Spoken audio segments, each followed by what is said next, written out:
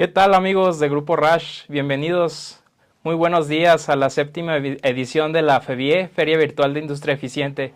En esta ocasión vamos ya con la segunda sesión del día de hoy y hablaremos un poco acerca de los bombos de recubrimiento. El título de esta sesión se llamará Pintor de bombos, ¿no? Todas las características que conlleva los retos que conlleva el tener el recubrimiento en un muy buen estado. En esta ocasión pues, nos acompaña el Chief Rubén Loera. Un placer, ¿cómo estás? ¿Qué tal? Un placer conocerte, Alejandro. Igualmente. Por cuarta vez en esta feria.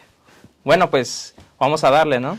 Vamos a darle. Creo que el título también nos costó trabajo, ¿no? Sí, sí, un poco. Lo dijimos y este nos quitó varias noches de sueño, dijimos. Reuniones. ¿Qué podría ser interesante para la audiencia de Grupo Rush? O sea, ¿qué problemas no hemos abordado en los últimos años? Y dijimos, pues, creemos que el recubrimiento quizá lo hemos dejado un tanto de lado, abandonado. Entonces, hoy vamos a tratar de cambiar eso, amigos. Y bueno, ¿de dónde surge esta mafufada del pintor de bombos? La verdad es que a nosotros nos dio mucha risa y creemos que a ustedes también seguro tocó alguna fibra sensible, ¿no? Algún recuerdo ahí guardado. Como saben, el proceso de recubrimiento hoy en día en la industria farmacéutica mexicana coexisten con diferentes tiempos, voy a decir así, diferentes épocas de procesos de recubrimiento en una misma región, ¿no? En un mismo país.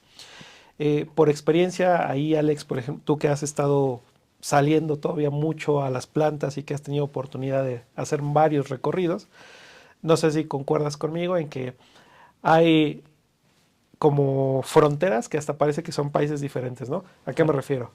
Entras a una planta y tienen un bombo artesanal chocolatero, pasas a otra planta y tienen una instalación totalmente automatizada. Exactamente, o sea, la NASA y la tiendita, ¿no? Sí.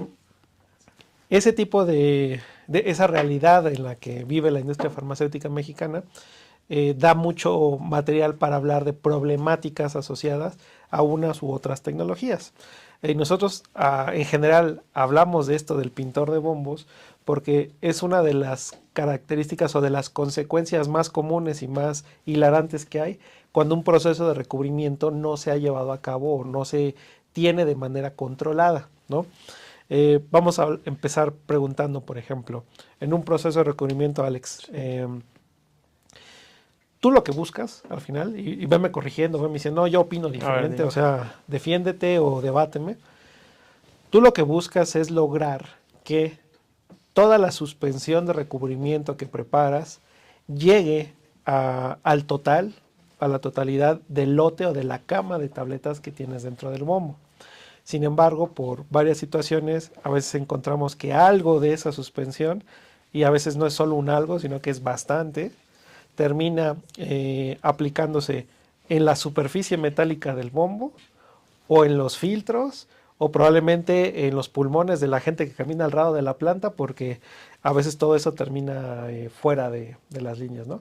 ¿Concuerdas con eso? Totalmente cierto, es definitivo que eso pasa comúnmente y yo creo que va de la mano del desconocimiento de las personas a veces en el proceso, que no le dan la importancia a la que lleva el recubrimiento como tal. Sabemos que hay recubrimientos que solo son meramente estéticos y otros más funcionales. Entonces, incluso con los funcionales puedo decir que nos encontramos con ese tipo de problemática y no le toman la importancia. Dicen, pintó, o está bien recubierta cuando toda la mezcla está en el tambor, ¿no? Básicamente. Entonces, sí es muy común que pase. De acuerdo. Yo creo que para que haga un poco más de sentido y también irle preparando la cancha o colocándole el balón a nuestro invitado Joan Marc de Romaco, que ya está por ahí conectado preparando su presentación. Vizca Barça, Joan. Sería válido que pues diéramos un poquito de contexto y de panorama, ¿no?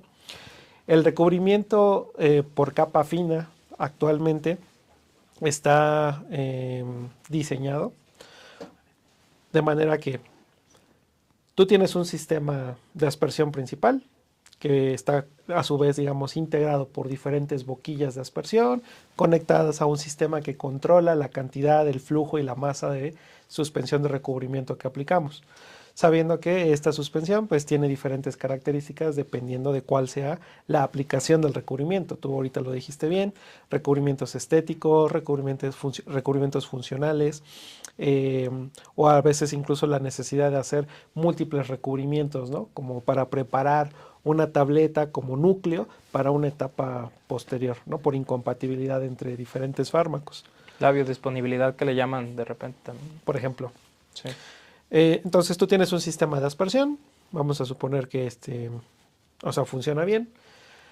El principio de funcionamiento es en un recubridor automatizado, que ahorita va a ser más el tenor de la charla.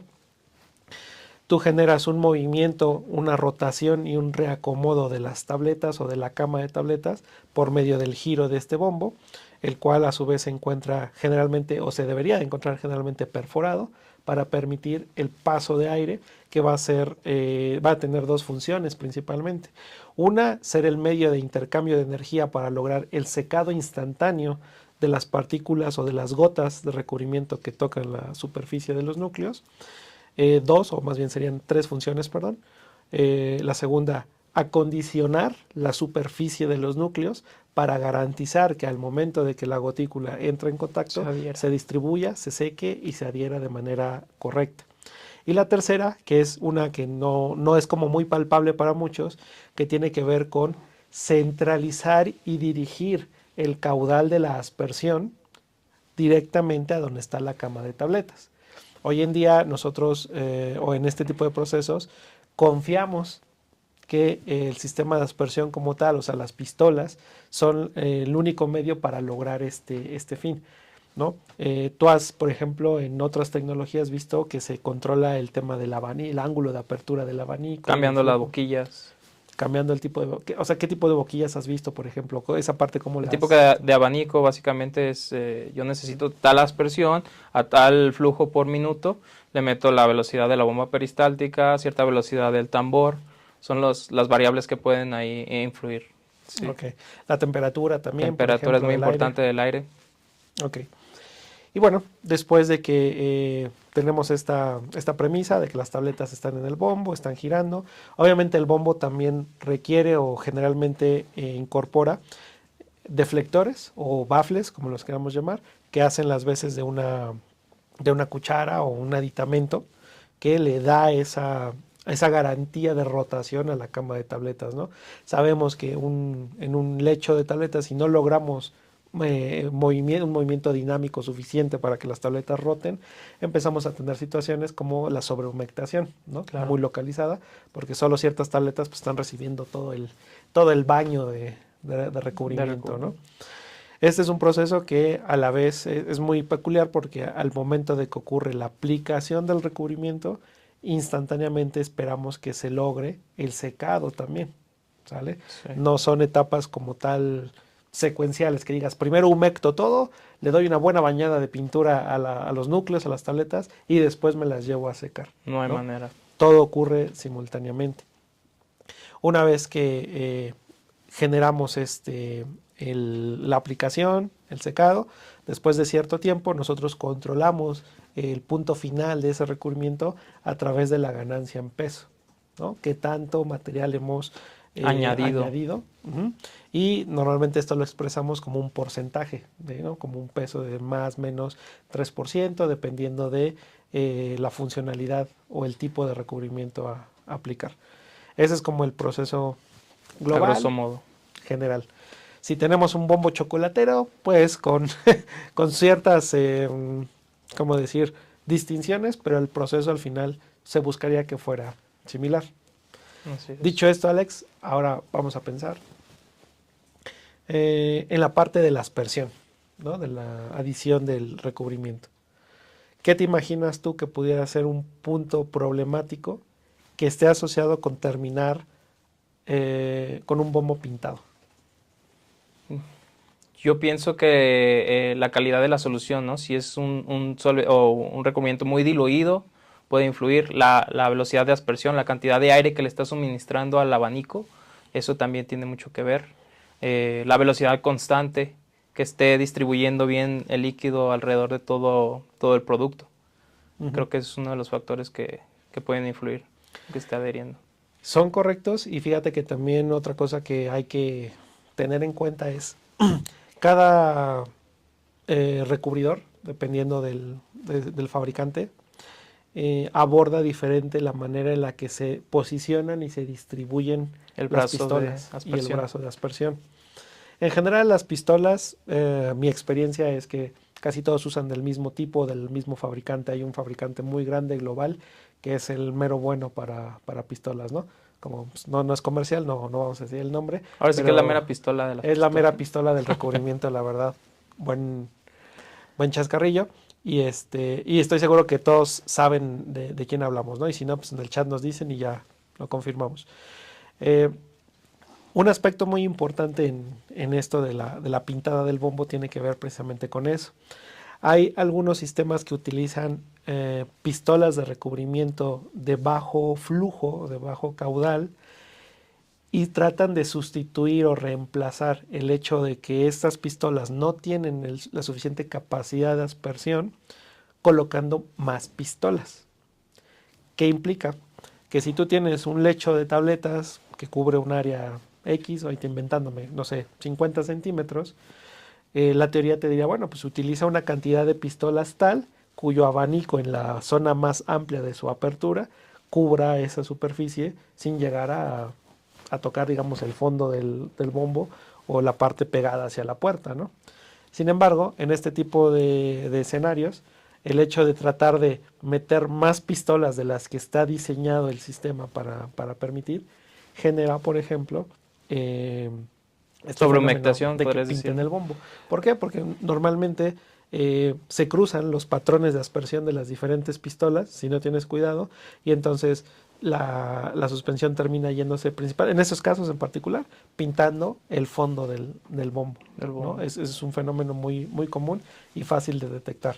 Pinto el bombo porque estoy sobredimensionando el número de pistolas que requiero realmente para mi proceso. Además de, quiero creer que el ángulo es muy importante donde metes las pistolas, ¿no? Yo creo que donde les dé el espacio, donde crean que no va a afectar, ahí lo ponen, pero no se ponen a analizar realmente si lo que están haciendo le puede afectar al proceso como tal.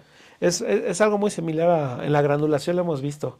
Tú has tenido un poquito más de experiencia en ese campo y también cuando hacen granulación en los lechos fluidos es similar, ¿no? También Sí. hacen la prueba del abanico, sacan su hojita y... Sí, justamente no sé, un tipo de granulación vía FlexStream. Sabemos que está distribuido en ciertos espacios o distancias las pistolas para que la aspersión sea completamente uniforme y no cause ese tipo de fenómenos.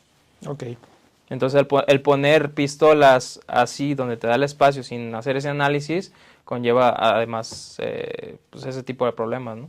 claro. Ahora, bueno, vamos a suponer que no tenemos problemas con las pistolas y que el sistema de aspersión está debidamente concebido, Posicionado. posicionado. Y bueno, el otro punto que es muy común que nos lleva a tener un bombo pintado tiene que ver con la capacidad que tiene el bombo para lograr que las tabletas roten. Muchas veces, y ese no es un mal, pero es un fenómeno común.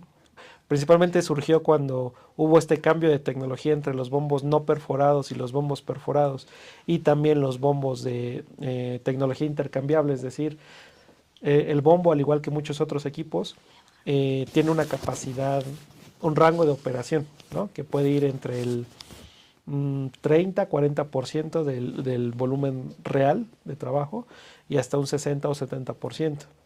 Esto también ya Claro. cambió ahora. Hoy en día los bombos, eso Mark nos lo va a decir más adelante, permiten rangos de trabajo mucho más abiertos. Pero bueno, el punto es que cuando hubo esta evolución en la tecnología, hubo también la necesidad de ser más creativos para poder diseñar sistemas de deflexión óptimos capaces de garantizar que las tabletas rueden. Porque ¿qué pasa? Dependiendo de la ocupación, el nivel de carga dentro del bombo, a veces las tabletas terminan rodando más allá de lo que deberían. Entonces terminan, por decirlo así, distribuyéndose más lejos de donde está la zona de aspersión, donde está concentrada la zona de aspersión. ¿Eso qué significa? Que tú tienes una cama cuya distribución es tan plana, o sea, tan plana, que durante el giro del bombo, la zona que está expuesta del bombo al recubrimiento es más amplia. ¿Sí? Sí. Al final tú lo que buscas es tener una concentración de los núcleos, de las tabletas, girando, y justo aquí es a donde queremos llevar el recubrimiento. Claro. Entonces, el no tener unos elementos, unos deflectores adecuados, también genera como consecuencia que pintemos el bombo, ¿no? Ok. ¿Qué piensas de eso? Sí, tiene toda la razón y pensando además no solo en pintar el bombo, sino también caso contrario, ¿qué sucede cuando no estás pintando bien? Como tal, ¿qué pasa con las boquillas que regularmente se atascan? Hay sistemas que no tienen ese tipo de seguridad y de repente es manual, te das cuenta después de un tiempo del proceso de que no está saliendo bien el producto y ya aparecen, unas están sobrehumectadas, otras ya no pintaron bien y ya echaste a perder ese lote, ¿no? La importancia de tener un sistema que te garantice que no se te va a bloquear las boquillas o vas a tener un problema de ese tipo, ¿no? Eso es muy importante y muy innovador. Hoy en día, al menos de los sistemas que yo conozco, no hay un número considerable que prevean esta parte de la obstrucción de las boquillas. Sí. En general, la responsabilidad de verificar que la boquilla no está tapada, pues es del operador, ¿no? Y siempre les decimos a nuestros clientes, sí, pero si el operador ese día de la mañana se divorció, no desayunó, o sea, viene de malas, mete mucha variabilidad y descontrola el proceso. Ese es hoy en día uno de los temas también que pegan mucho en la industria farmacéutica mexicana. Que los procesos de recubrimiento, si tú preguntas, la mayoría te dice, pues es que lo siento como que es muy artesanal. Sí. Hoy en día todavía es muy artesanal. Incluso partiendo del hecho de que tú tengas un sistema de recubrimiento automatizado. Es decir, coexisten la parte artesanal con la parte automatizada. Claro. Y eso pues, es una mezcla pues bien divertida, porque te digo, da muchos problemas, da muchos temas de discusión. ¿Y a ¿no? qué le atribuyes tú que eso sea en México o es en general en países como el nuestro? Ver Mira, esa combinación. esa combinación de situaciones o de contextos. Sí. En México, bueno, en México lo sé por la experiencia, meramente porque esa es la realidad. El tema es que los sistemas automatizados de recubrimiento, al igual que hace rato platicábamos de los coches, pues también vienen de muchas formas, tamaños, sabores, colores y precios, ¿no? A la fecha, como la industria farmacéutica mexicana ha desarrollado un buen nivel de expertise en la parte tradicional del proceso, se tiene esta percepción de que no es necesario o tan mandatorio migrar a soluciones tan tecnológicas, ¿no? Sino que nos quedamos en un ámbito de soluciones medianamente automatizadas, o sea, sí reemplazar el proceso de chocolatero, el chocolatero, te digo, llamaste. que eso me da mucha risa en algunas plantas, ¿no? Con el guantezote y venga, que más que recubrimiento, bueno, eso era un proceso de grajeado, Sí. hay que llamarlo también como era, o recubrimiento con azúcar, que es algo diferente al recubrimiento de capa fina que estamos hablando ahorita, ¿no? Pero bueno, fuera del mundo, la verdad es que la tendencia que yo he observado es eliminar por completo la parte tradicional del recubrimiento. Así es. Porque esto al final del día representa pérdidas importantes en la competitividad de la empresa por el valor asociado al producto, ¿no? En todas nuestras charlas eso ha sido como un tema común, siento yo, de buscar cómo eficientar y cómo bajar los costos operativos. ¿Cómo bajas esos costos operativos? Apoyándote de tecnologías que te den reproducibilidad, robustez, confiabilidad, repetibilidad.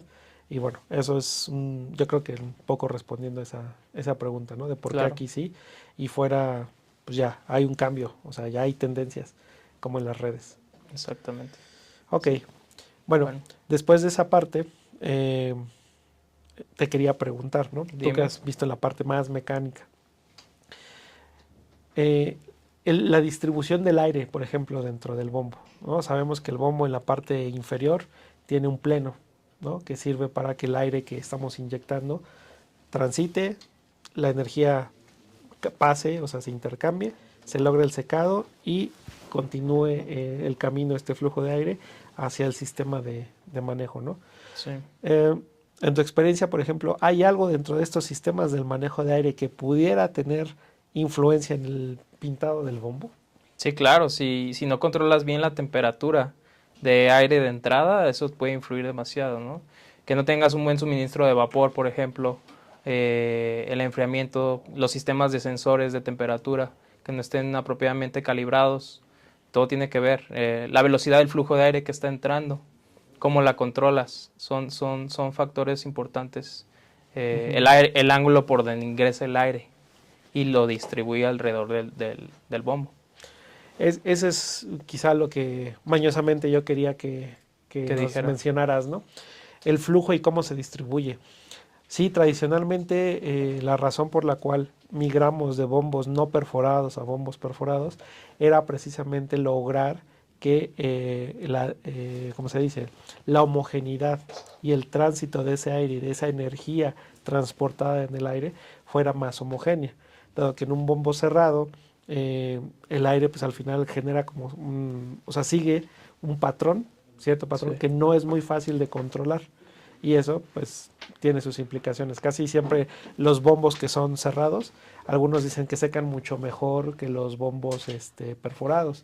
Sin embargo, la realidad en el proceso es lo opuesto, ¿no? Así es. Eh, si bien hay la energía se percibe que se queda más contenida y se intercambia más, el proceso de secado se vuelve tan rápido y tan poco controlable que terminas generando pues muchos defectos Claro, en el recubrimiento, ¿no?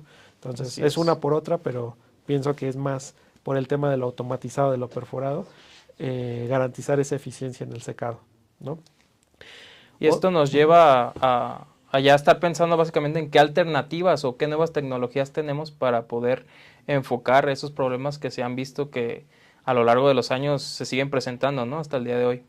Sí, yo el principal problema que veo aquí es en qué punto vamos a decidir dejar de depender de un operador que tiene 25 años de experiencia en el área de recubrimiento y que, bueno, el pobre hombre también puede decidir darle un giro a su vida, no sé, ¿no? Retirarse, por ejemplo. Retirarse, por ejemplo, disfrutar con su familia. Por eso es importante considerar que en el tema del recubrimiento, la principal forma para poder mitigar estos temas sí está muy asociada a la tecnología. O sea, no tratemos de buscar el hilo negro resolviéndolo de otra manera, ¿no? Okay. Entonces, creo que en tiempo vamos bien. Joan Marc, ¿nos escuchas? Tú sí, porque nosotros no, espéranos un Sí, segundo. Nos trasladamos a Barcelona. en Sí, este ahora sí, ¿me momento estamos escucháis? viajando a Hola, Joan, ¿cómo Barcelona. estás? Hola, Joan Marc. Muy, Buenas tardes muy para ti. bien. Muy buenos días para vosotros. Un ¿Cómo placer estás? estar aquí de nuevo. Muy bien, la verdad es que muy bien. Qué bueno. A ver, Jormar, pues nos gustaría cederte la palabra y pasar contigo a ver qué material nos tienes preparado. Creo que ahorita igual, similar a ayer, ya dimos un poquito de contexto, ¿no? De la problemática.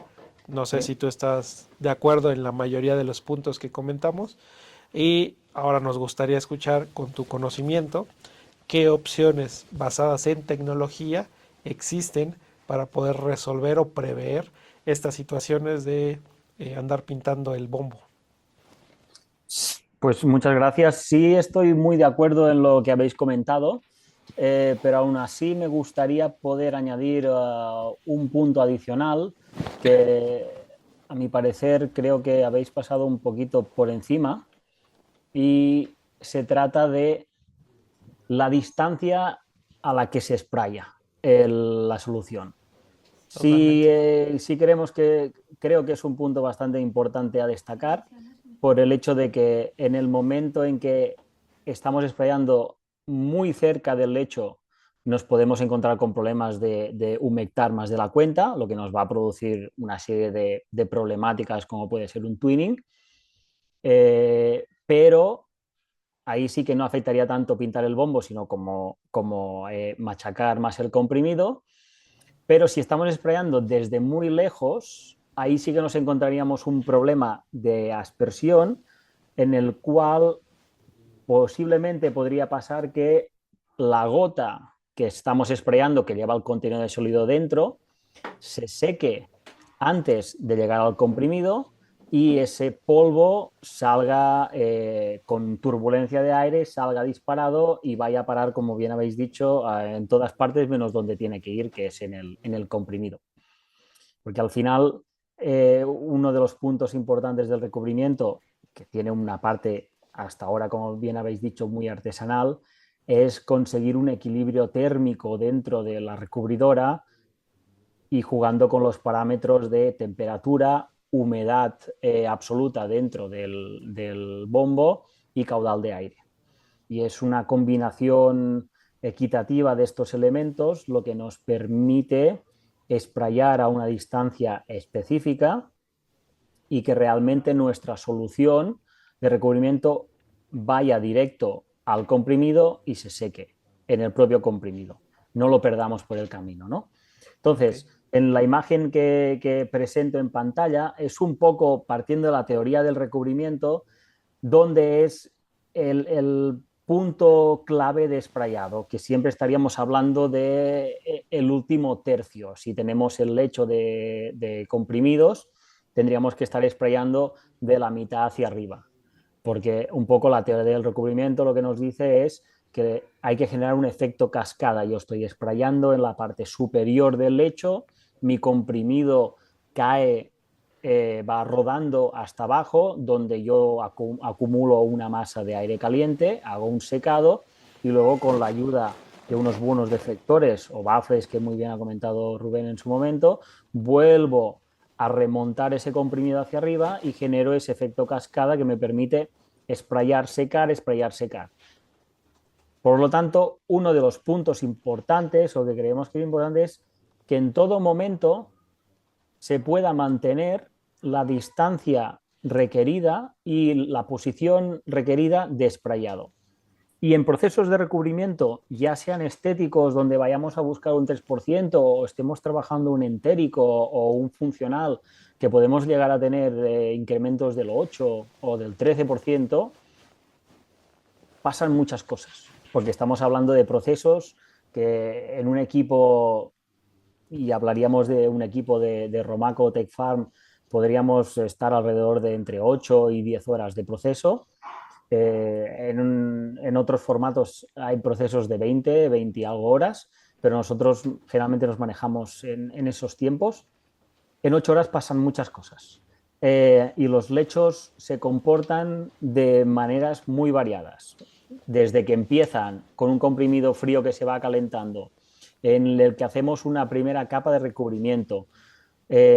Si hablamos de un producto que puede ser un entérico o un funcional, que primero se le hace una cobertura plástica para luego aplicar un principio activo, como un ejemplo a trabajar, la primera capa, que puede ser una base de HPMC, se comporta de una manera, pero luego nos damos cuenta que cuando vamos a aplicar el principio activo que va encima, que puede ser un Eudragit o podría ser cualquier otro tipo de principio activo, nos damos cuenta de que el comprimido se ha vuelto mucho más plástico, resbala y el lecho, como decimos en términos técnicos, el lecho se cae, el lecho se va para abajo. Entonces, resulta que yo tenía las pistolas posicionadas para una posición de lecho que he empezado a trabajar y a medio proceso el lecho se me va para abajo y empiezo a sprayar fuera de ese rango eficiente y me estoy dando cuenta, ahora como veis en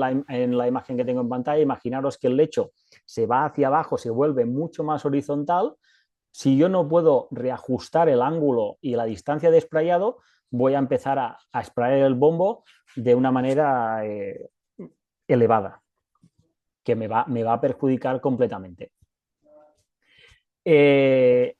Solo quería aprovechar para destacar este punto, sumado a los que ya habéis comentado, que evidentemente todos afectan, hay que tener un buen patrón de sprayado y hay que poder controlar bien la atomización de la gota. Y para ello aprovecho para complementar un poco lo que habéis comentado, que espero que se vea bien en pantalla, que al final el recubrimiento es un arte de mantener un equilibrio sobre una cantidad de parámetros que nos afectan directamente en todo este proceso. Entre ellos, pues está la velocidad del bombo, está el caudal de aire, la distancia de sprayado, el radio de sprayado, que más o menos ya son todos los elementos, la temperatura, la humedad, son todos los elementos que ya habéis ido comentando previamente. Entonces, planteada la problemática, ¿cómo podemos solucionarlo o cómo podemos intentar minimizar todos estos elementos y, como bien habéis dicho, no depender de un operario que tiene 25 años de experiencia? Desde Romaco Tech Farm lo que se ha conseguido desarrollar es una tecnología de posicionamiento de brazo automático con ángulo de pistolas que al mismo tiempo también nos permite hacer un ajuste automático de la gestión de la salida de aire, que es un poco el vídeo que se ve en pantalla, que ahora pasaremos uno que es de mayor tamaño y se ve mejor. ¿Cuál es el objetivo de la tecnología? Al final el objetivo de la tecnología es poder implementar ese conocimiento que existe hoy en día a nivel artesanal de manera automatizada para que se pueda generar una repetitividad dentro del proceso. Da igual qué operario y en qué turno se esté trabajando, el resultado del proceso tiene que ser el mismo. Hay que sacar la misma eficiencia y hay que sacar las mismas validaciones. Y para ello nos vamos a hacer ayuda de una serie de tecnologías que veremos en este vídeo,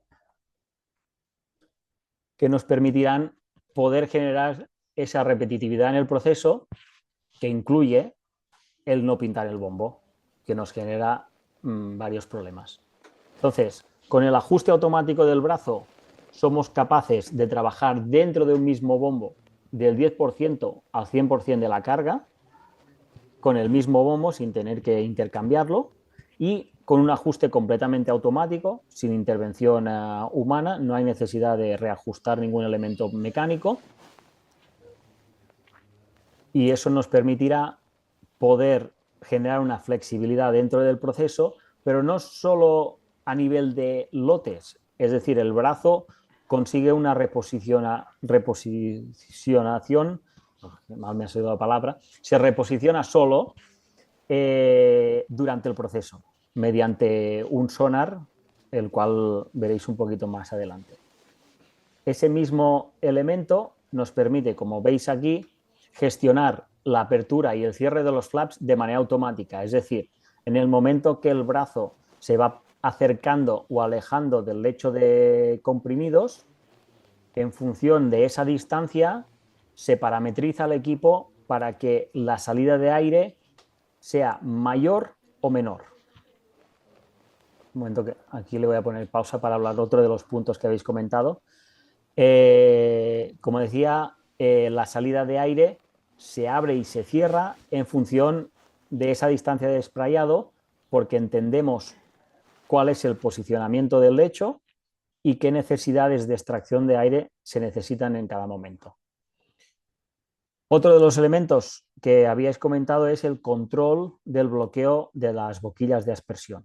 Desde aquí también se ha diseñado una tecnología la cual no necesita de sensores de presión dentro de los tubos, sino que se hace mediante un sistema externo que mide la expansión del tubo en caso de sobrepresión, lo que permite detectar qué boquilla está obturada y en qué momento.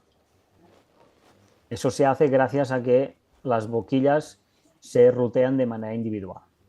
Entonces, como veis en el vídeo, cuando es carga alta se abren todos los flaps, por lo tanto tenemos máxima salida de aire para que el aire atraviese a través del lecho de comprimidos, y en caso de tener una boquilla bloqueada se detecta automáticamente.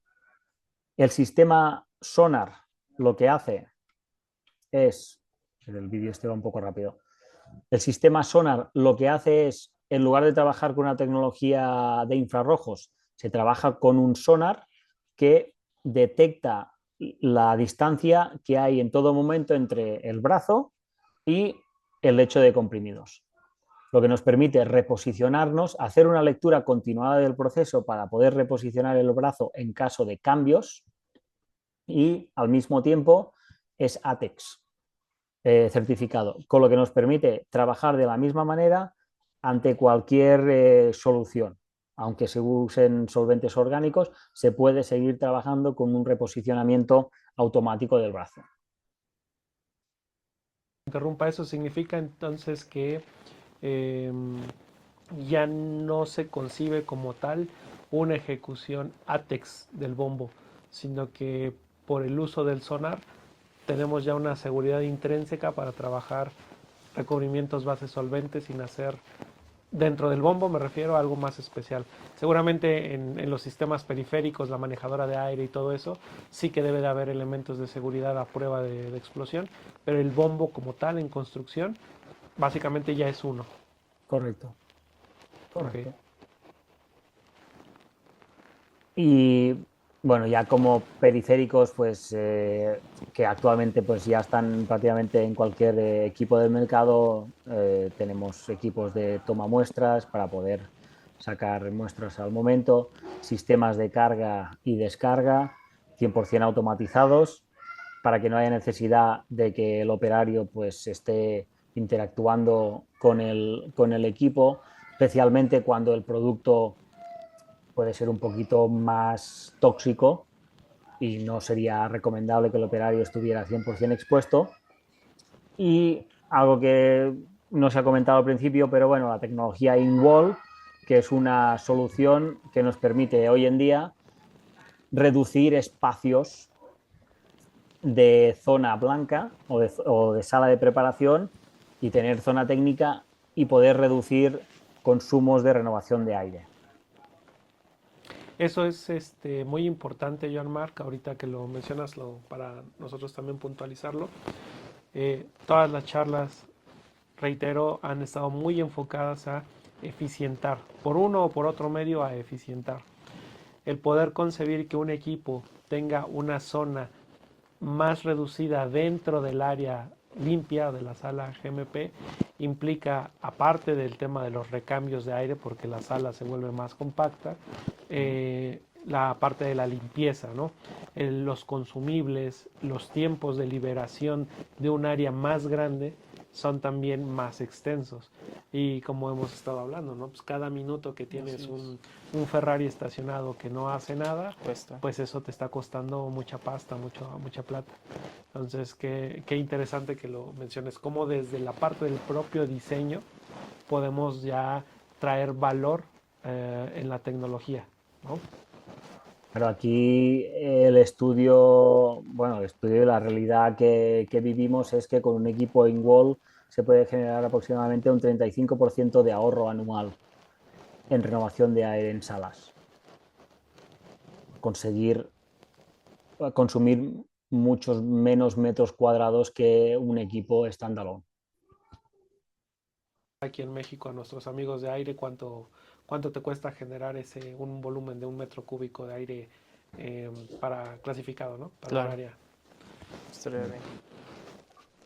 Y finalmente, ya dentro también del rango de la eficiencia, es decir, lo que hemos visto es que si estamos sprayando en la zona pertinente todo el rato con el ángulo correcto, tenemos el caudal que necesitamos, una buena temperatura, la humedad absoluta dentro del bombo correcta, ya generamos una eficiencia que va a sobrepasar el 90% de común. Estamos reduciendo consumos de aire en sala por utilizar una tecnología in-wall, un diseño in-wall. Le sumaríamos un concepto de limpieza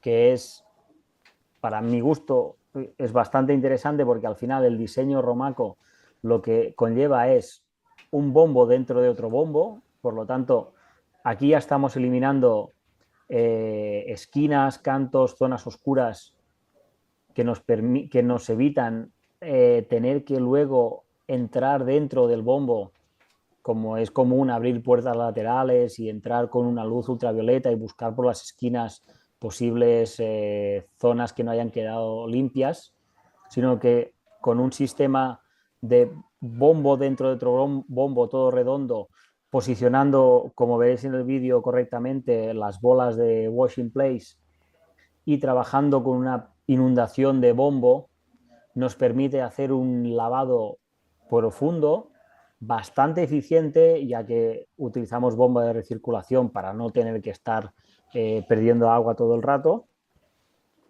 pero nos permite realizar una limpieza sin necesidad de inspección. Es decir, podemos validar el proceso de limpieza sin necesidad de tener que inspeccionar cada vez que terminamos. Con lo que se generan unos ahorros, especialmente de tiempo, muy significativos.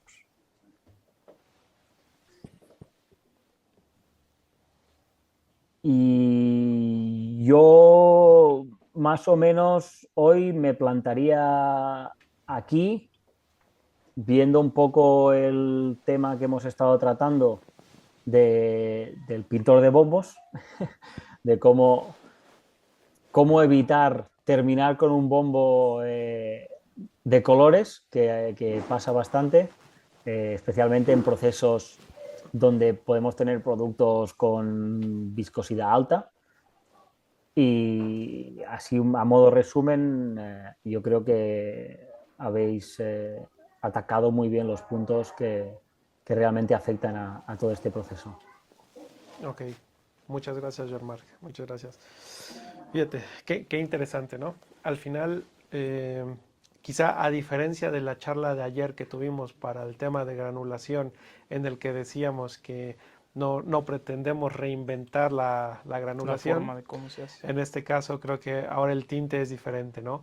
Aquí sí que en la parte de recubrimiento, si bien las etapas como las describimos son, o sea, son esas, sí hay un cambio y una evolución muy importante en la tecnología de recubrimiento. Seguramente tú nos podrás confirmar que hay, bueno, que fuera de Romaco deberían de existir algunas opciones también similares o que pretenden lograr lo mismo, ¿no? Cada uno con un desempeño mejor o más cuestionable, pero al final todo se está orientando, voy por tendencia, a tener sistemas realmente automatizados en la parte de recubrimiento. ¿Estás de acuerdo en eso? Sí, 100%. Y al final sí que es una tecnología que va evolucionando, pero va evolucionando buscando mucho la eficiencia. Es decir, sí que nosotros, voy a hablar un poco en particular, pero sí que ya nos hemos enfrentado a proyectos de empresas que todavía trabajan con el bombo chocolatero que mencionabas. Eh, y llega un momento en el que ellos se están enfrentando a procesos de 30 horas o procesos de 35 horas, que hoy en día a nivel de gestión es un auténtico drama. ¿Cómo gestiono yo un proceso de 35 horas con cambios de turno, operarios? Tengo que parar el proceso. Y, y pasamos a bombos perforados con una buena eficiencia de sprayado y un buen posicionamiento y reducimos estos procesos a 10 horas o a 9 horas. O sea, la reducción es abismal. No estamos hablando de que pasamos de 30 a 28, no, pasamos de 30 a 10 o a 9, con lo que se les abre un mundo nuevo, ¿no? Casi mágico de, oye, es que ahora lo que hacía lo hago 3 veces más rápido. He aumentado mi productividad el triple, solo por hacer un cambio tecnológico que me está aportando unas mejoras sustanciosas. Claro. No hablemos de lo que no hemos entrado muy en detalle, pero no hablemos de que seguramente algunos de los oyentes que tengamos estarán generando de su solución de recubrimiento, estarán preparando un 30 o un 40% por encima de lo que realmente se necesita, que es lo que les generan de mermas. Y aquí, cuando hablamos de eficiencia y de no pintar, ya no más allá de no pintar el bombo, sino de asegurarnos de que la solución que estás sprayando va al comprimido, que es lo que realmente queremos, y marcamos mermas del 5 o el 6%, generamos otro nuevo ahorro que muchas veces no parece tan importante porque en una solución estética hablaremos de muy poco dinero, ¿no? El recubrimiento en sí, pero vamos a sprayar un principio activo que sea caro. Cada gramo cuenta de manera significativa en el cargo económico. Claro. Ahí desde una pregunta desde mi curiosidad, Joan Marc, en tu experiencia, em, este cambio tecnológico así, y también te lo pregunto a ti, Alex, Sí. ahorita que lo estamos dando a conocer de alguna manera en un foro abierto, ¿no les da como que esa impresión de que para aquellas compañías que han venido trabajando y operando con una filosofía más apegada a lo tradicional, pudiera ser un desafío importante, o sea, Representa un considerable, paradigma básicamente, ¿no? Para ellos. cambiar a algo tan automatizado? O sea, en tu experiencia, a lo mejor de aquel lado del charco, Joan Marc, ¿qué has visto? O sea, ¿qué tan fácil ha sido que ya la parte usuaria acepte migrar del guante y el chocolatero a algo que pues, prácticamente se conduce solo, ¿no? A un piloto automático? Bueno, al final para eso estamos. Contamos con un laboratorio, contamos con técnicos de laboratorio especializados, gente que da el soporte para hacer la transferencia tecnológica, que es generalmente lo que más miedo da. Es decir, yo tengo un proceso validado y tengo que revalidarlo porque voy a hacer un cambio que va a ser positivo, pero nosotros acompañamos en ese proceso, sabemos del temor que hay detrás, pero por eso siempre, y ahora hacemos la Falca Romaco, tenemos un laboratorio disponible para hacer pruebas, para demostrar que la tecnología funciona, que el proceso de un bombo tradicional se puede transportar de manera fácil y eficiente a una tecnología moderna, sin que se convierta en un camino traumático. Oye, por ejemplo, con los operadores, los operarios que están ya con la máquina, ¿no te has topado con un poquito de resistencia de que digan, oye, pero es que ahora mi vida depende de que esta porquería no funcione correctamente, porque el día en que la máquina sustituya 100% al hombre, pues, ¿qué más queda para mí? ¿No te has topado un poco con eso? ¿O qué tranquilidad, déjame cambiar la pregunta, qué tranquilidad le podrías dar tú a la gente operaria de estos sistemas tan automatizados para que ellos también entiendan que, bueno, casi el 90% o el 95% de la misión, la máquina se va a hacer cargo de lograrlo, ¿no? Pero aún así hay un valor en un 5% de alguien que está detrás supervisando y verificando que la máquina Trabaja bien. trabaja adecuadamente, ¿no? ¿En eso qué opinas? Claro, al final el objetivo no es sustituir, el objetivo es facilitar. Lo que permiten estas tecnologías es una uniformidad, es que todos somos humanos, todos, pues lo que decíais, ¿no? Pues se ha levantado una mañana, se ha divorciado de la mujer y está de mala leche y hoy pues no está tan concentrado en el trabajo y pues por lo que sea, se le ha olvidado de que tiene que ir detrás de la máquina y abrir un flap porque van a hacer una carga media. Y a medio proceso, ¡hoy! El flap corre y ve a abrirlo, ¿no? Y no está en sustituir, sino que está como en cualquier otro sector, facilitar esa labor, ¿no? Y asegurarnos de que el proceso siempre sale igual. Sí, esto nos lleva también a otra cuestión que me he topado mucho en campo y siempre me preguntan qué tan amigable es el software del sistema, porque se topan con una pantalla que tiene miles de parámetros en todos y dices, ah, caray, ¿de dónde le muevo, no? Porque es complicado esa parte siempre para ellos.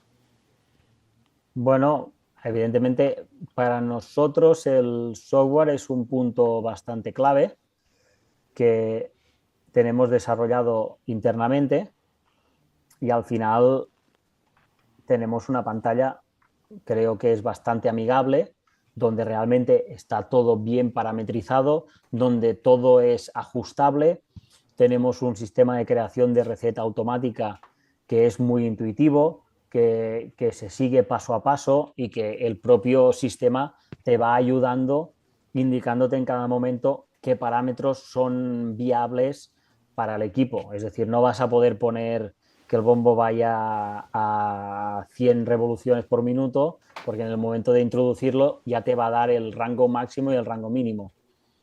En ese aspecto, y hasta lo visto con clientes, sí que es cierto, evidentemente, como todo en esta vida, si pasamos de un teléfono Nokia de números integrados a un iPhone, el cambio será, será Abrupto. espectacular, abrupto y como todo, yo creo que en esta vida, todos los que estamos relacionados con la tecnología, tenemos muy claro lo que es la curva de aprendizaje y que siempre está, pero yo creo que en nuestro caso es bastante llevadera. Muy bien. Gracias, Jean-Marc, adicionalmente por hacer que nos fumáramos un comercial de Nokia y de iPhone. Perdón, Pues perdón, no, perdón. no te preocupes. No, pura broma, pura broma. No, muy bien y perfectamente válidos tus puntos.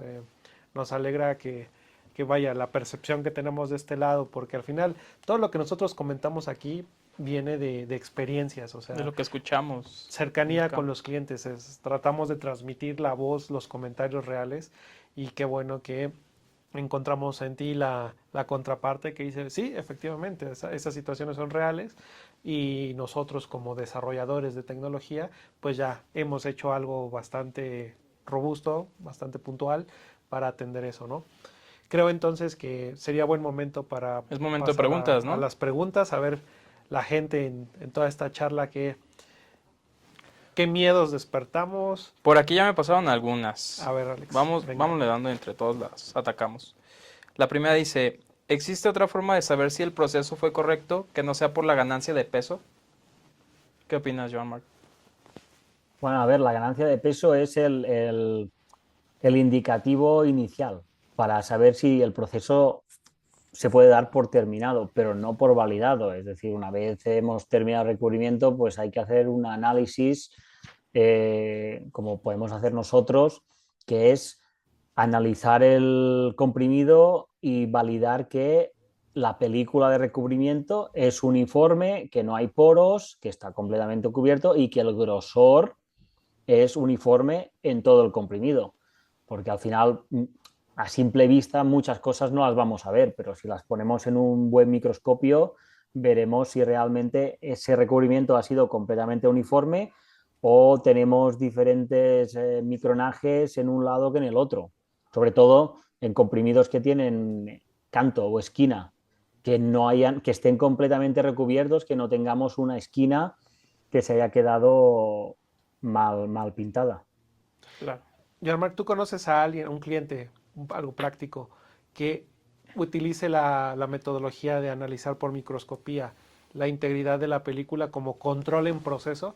Que digamos que van tomando muestras cada cierto intervalo, va al microscopio y que van verificando que la película sí va creciendo como ellos esperan, o es realmente algo más de la parte de control de calidad al final de decir, bueno, mi 3% en ganancia en peso está respaldado por una prueba en el microscopio que me da fe de que efectivamente la película cubre las características que yo espero. Sí, bueno, claro, al final generalmente es el operario, ya depende de un poco el tamaño de la empresa, pero generalmente es el operario el que gestiona ese incremento de peso y a partir de ahí, al terminar, sí ya hay un control de calidad que generalmente pues, se ponen en cuarentena o se tienen almacenados para hacer ese análisis un poquito más, ese muestreo, que hay veces que el propio operario o la gente de proceso a simple vista ya es capaz de detectar cosas. Es decir, si ves que un lado del comprimido tiene más color que el otro, hay defectos o potenciales defectos que a simple vista se ven, pero ya te digo, también depende del proceso. Si estamos hablando de un recubrimiento estético, bueno, pero si es un entérico que sabemos que tiene que soportar el estómago y deshacerse en otra parte del cuerpo, sí que tienes que garantizar que el recubrimiento es uniforme y que tiene el micronaje que realmente necesitas, porque si no, el efecto se va a ir al traste. Claro, claro. Bueno, vamos con la siguiente. En su experiencia, ¿cuáles serían los pasos a seguir, a grandes rasgos, a cambiar de una tecnología tradicional, el bombo, a una tecnología automatizada?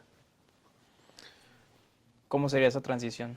Para mí, John Mark, si me permite, o sea, así muy Adelante. metodológicamente, es Y primero, directo. debe existir una fase de familiarización de las personas que actualmente están llevando el proceso y empezar a introducir sin que genere escozor la nueva tecnología, es decir, darles a conocer cuáles son esos highlights o esos aspectos que van a simplificar mucho su trabajo al día, que no van a afectar realmente su desempeño como operadores y claro, que eso también a ellos intrínsecamente les da la oportunidad de decir, estoy haciendo un mejor trabajo.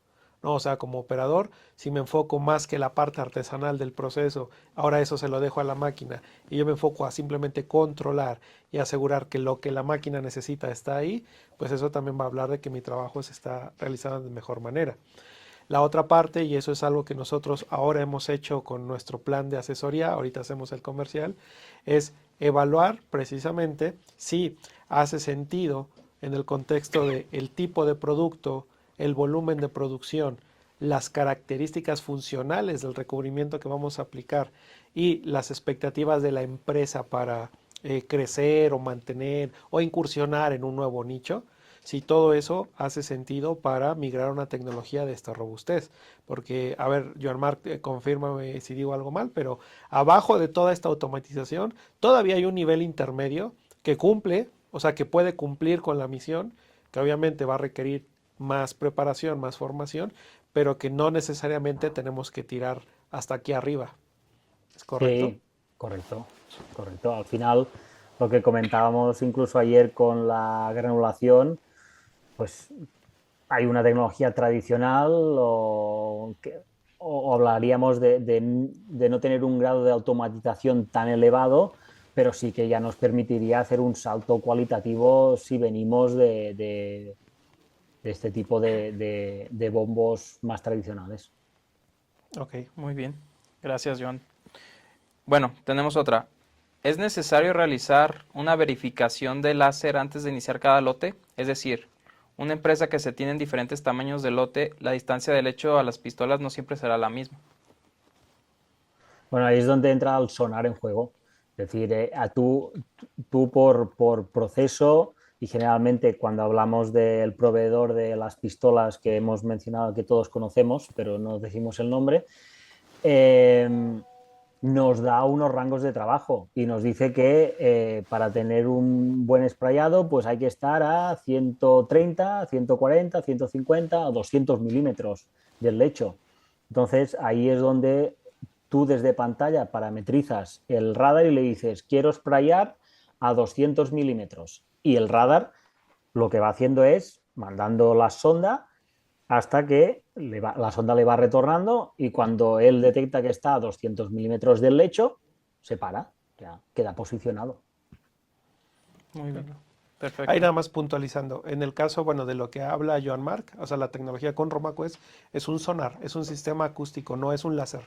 Láser es, sí hay otras tecnologías que utilizan láser, pero bueno, eso conlleva ciertos riesgos y otras complejidades, solo para aclarar.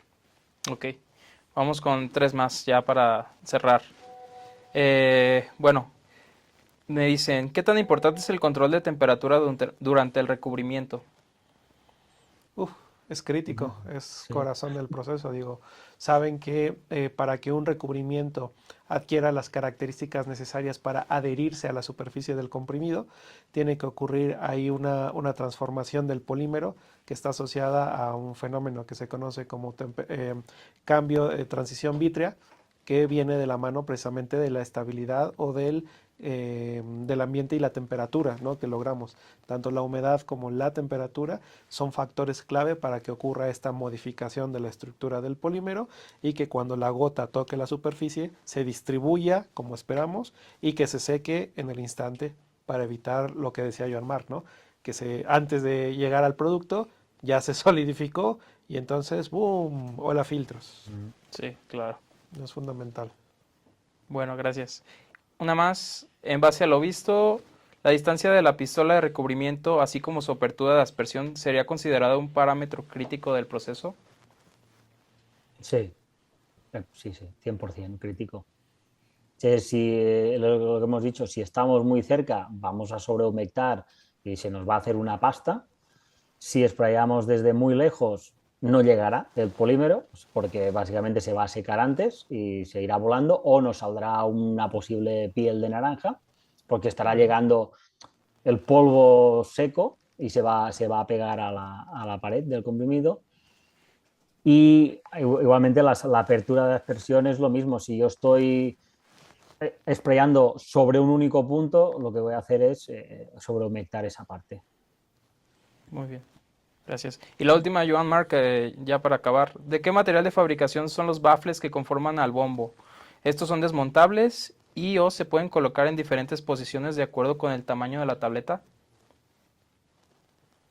Son de inoxidable y sí que son ajustables tanto en altura como en profundidad, son desmontables, hay diferentes sets que se pueden intercambiar en función del comprimido, en caso de tener un comprimido complicado como podría ser un oblongo, un ovalado, se pueden incluso diseñar deflectores especiales. Ok, perfecto. Bueno, me llegó una más rápidamente. Para poder determinar esa distancia ideal de la pistola de recubrimiento, ¿se requiere un diseño de experimentos? Bueno, Yo diría hay que sí, un... idealmente sí, porque Sí, recuerden que el objetivo de hacer un diseño experimental es de poder reducir el número de tiradas que no que hacemos, o sea, reducir el número de ensayos que tenemos que realizar. Entonces, si tú logras o planteas un buen diseño experimental, a lo mejor un factorial, no sé, un 2 o 3 a la n, puedes minimizar y con cierto número de ensayos determinar cuál es esa distancia y qué efecto va a tener, por ejemplo, sobre el tiempo del recubrimiento, sobre la tasa de aparición de defectos como pueden ser piel de naranja, como pueden ser cuando se pegan los núcleos. Tú al final con un diseño experimental te permite predecir bajo qué condiciones vas a generar un efecto en otra de las variables, ¿no? Entonces, eso es lo más sano porque no consumen tanto material y no están realizando realmente pruebas como al azar de, a ver, ahora acerca los 100 milímetros y a ver qué pasa, ¿no? Es por ahí. Perfecto. Bueno, pues prácticamente se nos acabó el tiempo. No sin antes darle las gracias a Joan Marc por conectarse el día de hoy. Ayer nos desconectamos y ya no te dimos las gracias, pero muchísimas gracias por tu aporte. Fue de gran ayuda. un placer estar aquí. Y a todos, pues, si les interesa, nos llegó también la duda de dónde podían descargar estas sesiones. Pueden encontrarlas en las redes sociales de Rush. Una vez que termine todas las sesiones de la FEBIE, pueden encontrarlas ahí mismo. Si quisieran volver a verlas o revisar temas específicos, pues ahí los pueden encontrar.